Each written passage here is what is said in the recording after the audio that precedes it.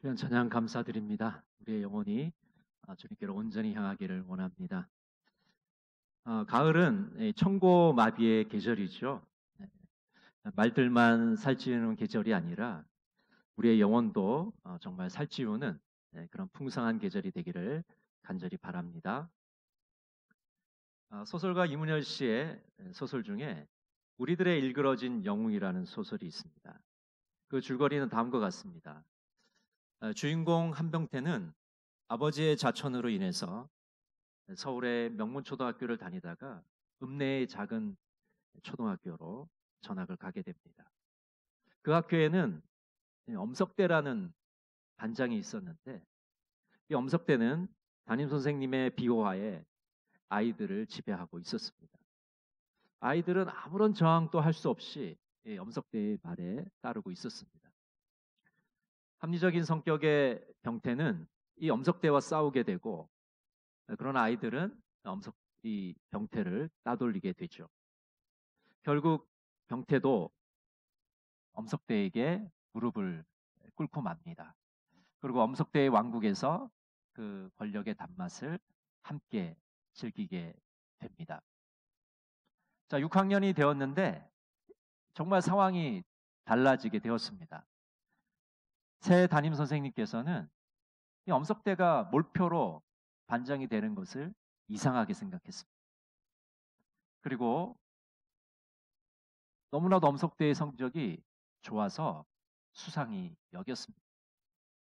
근데 결국 엄석대가 시험지를 조작한 것이 드러나게 되고 아이들은 그동안 엄석대가 저지른 비행에 대해서 선생님께 낱낱이 일러 바치게 됩니다. 또 엄석대는 몰락을 하게 되죠.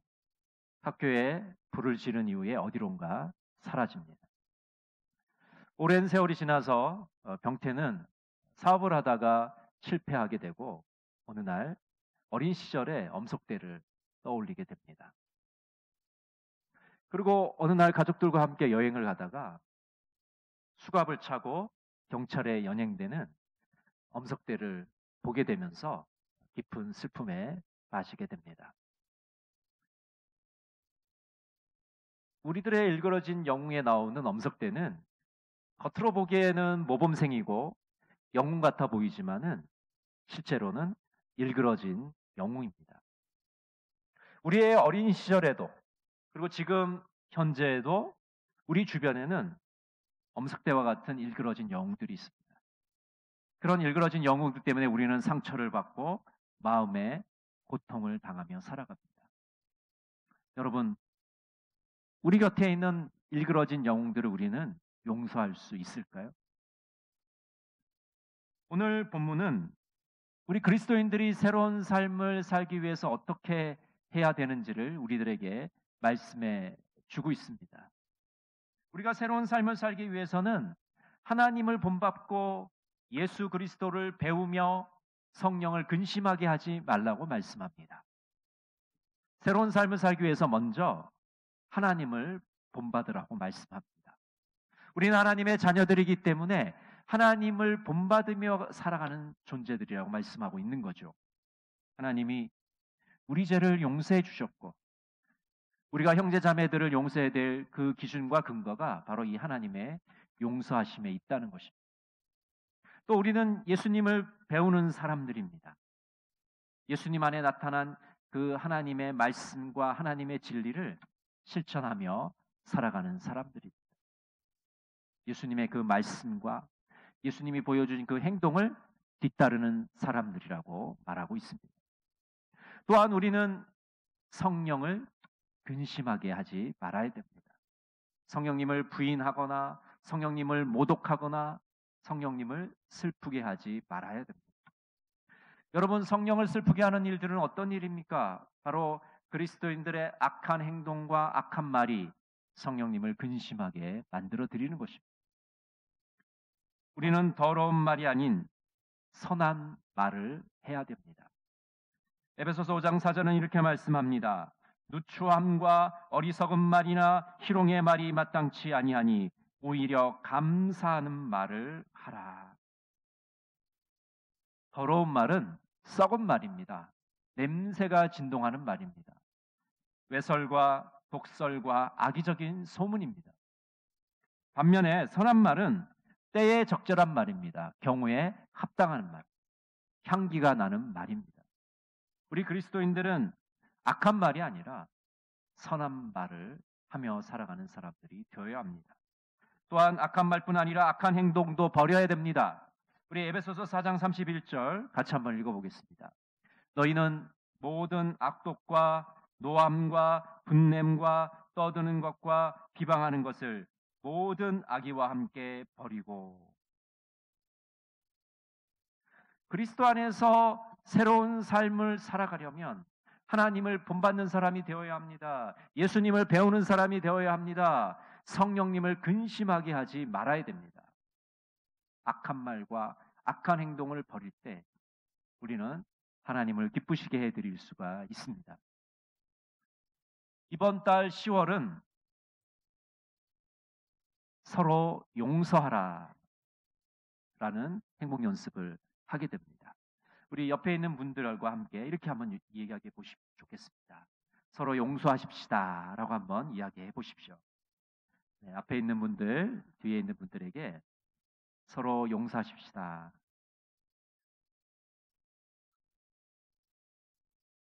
서로 용서하지 않으면 우리는 행복할 수가 없습니다. 우리 안에 있는 일그러진 영웅들은 이미 우리에게 많은 것들을 빼앗아 갔습니다. 우리의 기쁨도 빼앗아 가고 우리의 자유도 빼앗아 갔습니다. 더 이상 그들이 우리에게 무엇을 빼앗아 가도록 놔두실 것입니까? 누군가를 증오하고 미워하게 되면 우리의 인생은 결코 아름다울 수 없습니다. 달콤할 수가 없습니다. 찰스 스윈돌 목사님은 이렇게 말했습니다. 용서하지 않는 사람의 내적 고통처럼 큰 고통은 없다. 그것은 평안을 거부한다. 그것은 치유를 거부한다. 그것은 망각을 거부한다. 용서하지 않으면 우리의 마음 상태는 너무나도 고통스럽습니다. 마치 지옥 가운데 사는 것과 같습니다. 용서하지 못해 생기는 원한과 분노는 우리를 점점 더 힘들게 만드는 것입니다. 그렇다면 용서는 과연 가능한 것일까요? 아니면 불가능한 것일까요? 우리가 먼저 살펴보아야 하는 것은 용서를 하기 위해 먼저 화해해야 되는 것은 아니라는 것입니다. 용서라는 것은 잘못한 사람에 대해서 나의 태도를 바꾸는 것입니다. 상대방이 가해자가 태도를 바꾸는 것이 아니라 내가 나의 마음의 태도를 바꾸는 것이 바로 용서하는 것입니다. 가해자가 용서를 빌 때까지 기다리는 것이 아닙니다. 내가 먼저 다가가는 것입니다. 내가 피해를 받았고 내가 고통을 받았지만 내가 바로 다가가는 것이 용서하는 것이죠. 세계적인 피아니스트 리스트에 관한 일화가 있습니다. 한 작은 마을에 여성 피아니스트가 있었습니다. 이 여성 피아니스트는 어느 날 자신의 독주의 광고를 냈습니다. 리스트의 제자, 피아노 독주에 개최하다. 그런데 이 광고는 거짓 광고였습니다. 이 여인은 리스트에게 배운 적이 전혀 없습니다. 리스트의 이름을 빌려야지만 성공할 수 있었기 때문에 거짓 광고를 냈던 것입니다. 이 여성 피아니스트는 연주회를 위해서 열심히 노력을 했습니다. 그런데 공교롭게도 그 연주회 전날에 이 리스트가 그 마을에 머무르게 되었습니다. 우연한 일이죠. 이 여인은 당황하지 않을 수 없습니다. 만약 거짓말이 탄로나게 되면 그동안 공들인 모든 수고와 고생이 물거품이 되는 그런 순간이 되었습니다. 너무나도 괴로워하던 이 여인은 그날 밤에 리스트를 찾아가서 무릎을 꿇고 용서를 빌었습니다. 선생님, 사실 전 선생님의 제자가 아닙니다. 제가 성공에 눈이 어두워서 거짓말을 했습니다. 용서해 주십시오. 리스트는 그 여인을 피아노 앞에 앉힌 다음에 이렇게 말했습니다. 지금까지 연습한 것을 저에게 좀 보여주시겠습니까? 이 여성 피아니스트는 울면서 피아노를 치게 되었습니다. 리스트는 옆에서 몇 가지 틀린 곳을 수정해 주었습니다. 그리고 그 여인에게 리스트는 이렇게 말했습니다. 이제 당신은 나의 제자가 되었습니다. 나에게 지금 배웠기 때문에 틀림없는 나의 제자입니다. 내일 연주회를 성공적으로 하게 되기를 바랍니다. 그리고 이렇게 사람들에게 광고를 하십시오. 연주의 마지막 순서는 나의 스승인 리스트가 직접 연주하겠노라고.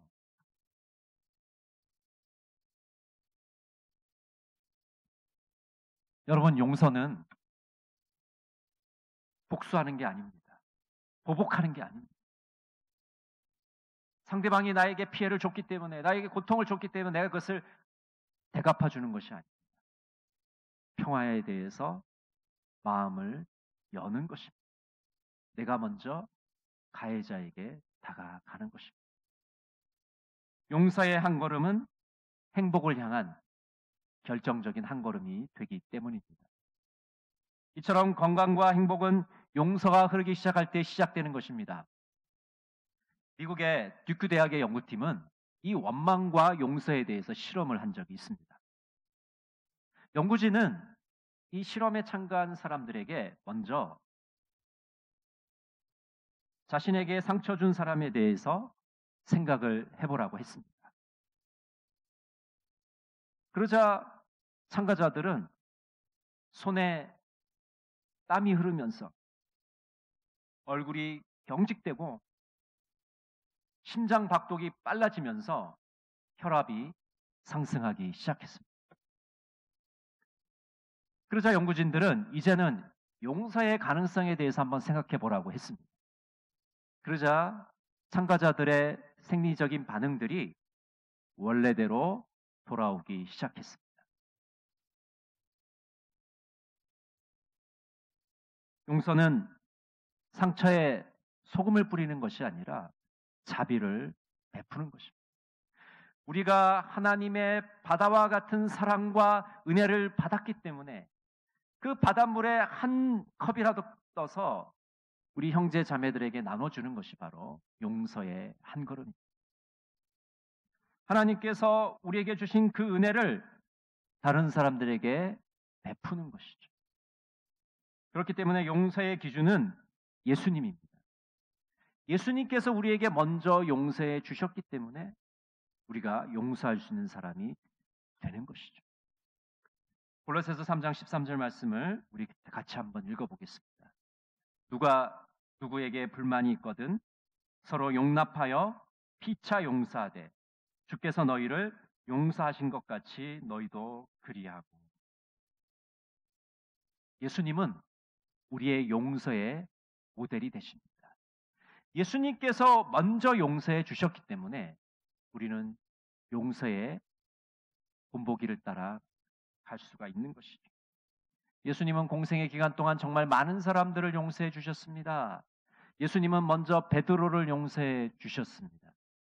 예수님의 사랑을 받았던 예수님의 수제자 베드로는 대제사장의 집에서 3번씩이나 예수님을 부인했습니다.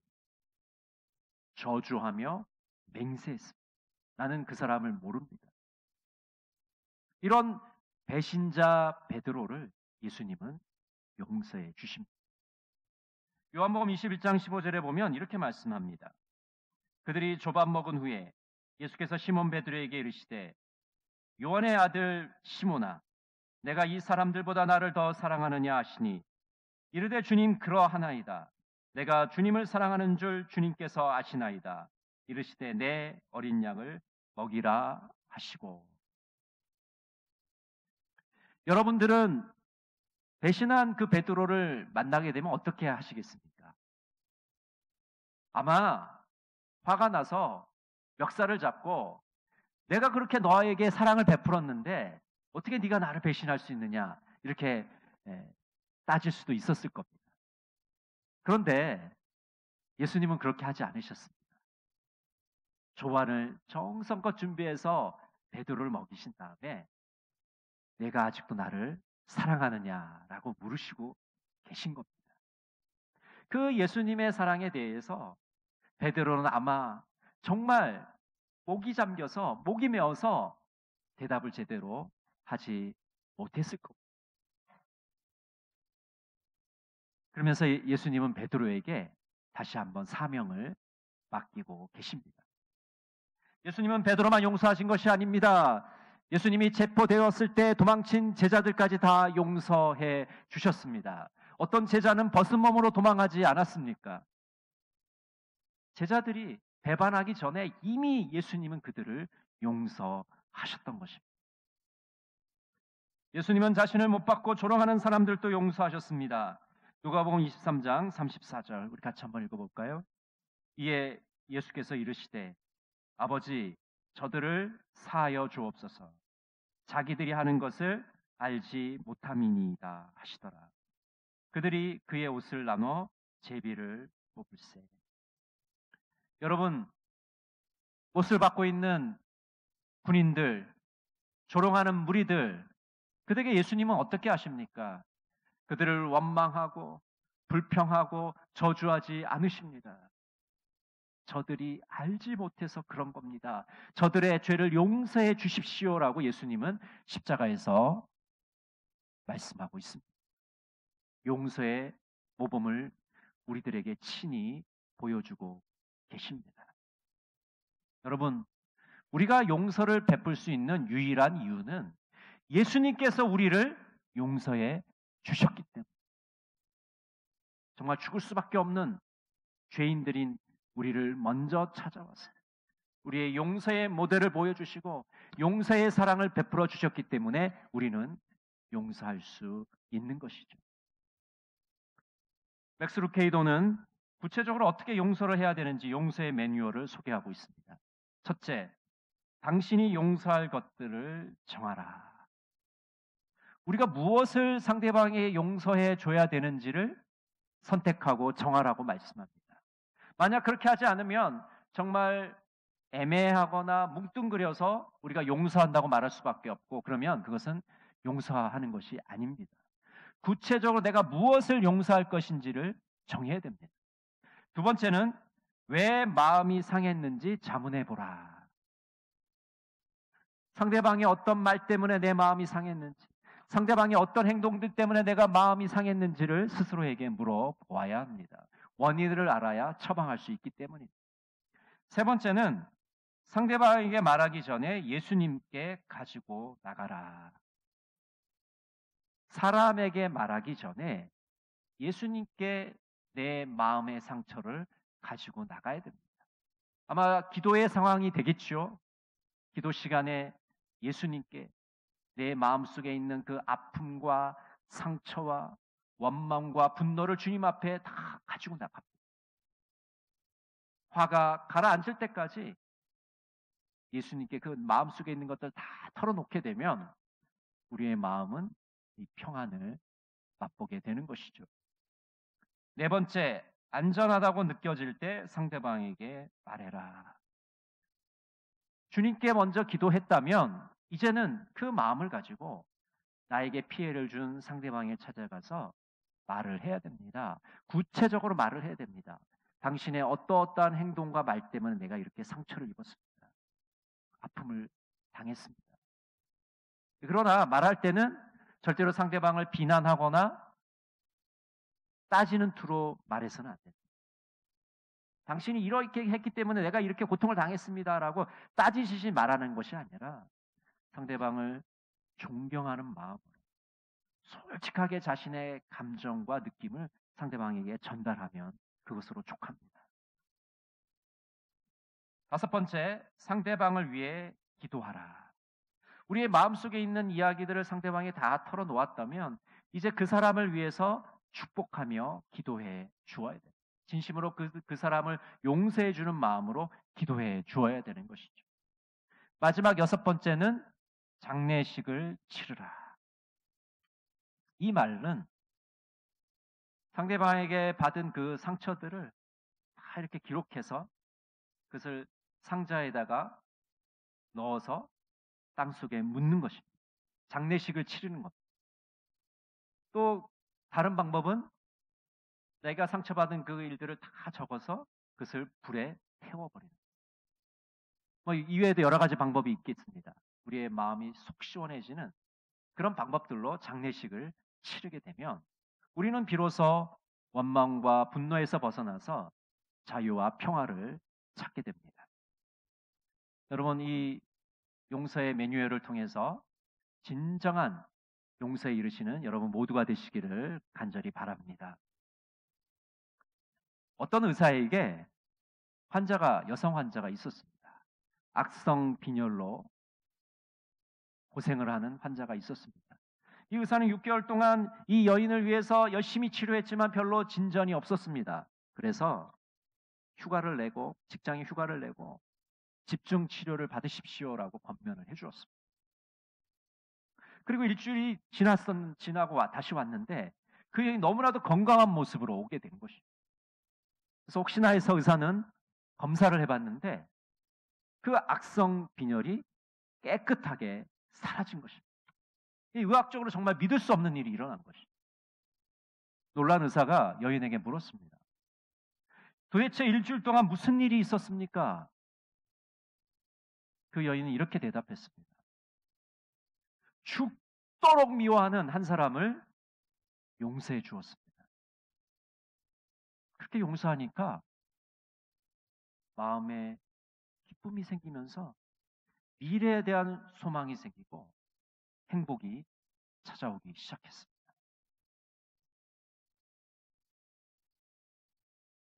여인에게 악성 빈혈이 발병한 원인은 분노와 원망이었습니다.